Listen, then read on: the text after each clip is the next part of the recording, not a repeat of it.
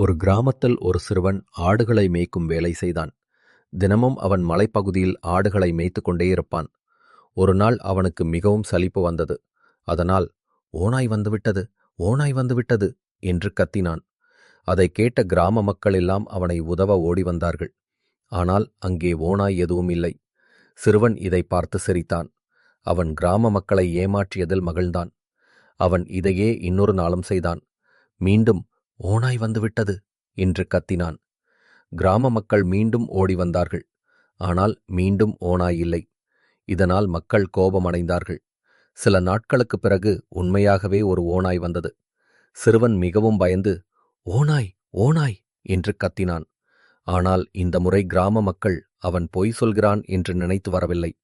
அதனால் ஓநாய் ஆடுகளை தாக்கிவிட்டது. சிறுவன் மிகவும் வருந்தினான். கதையின் நெறி. பொய் நெறி. பொய் சொல்லும் மனிதனை யாரும் நம்ப மாட்டார்கள்.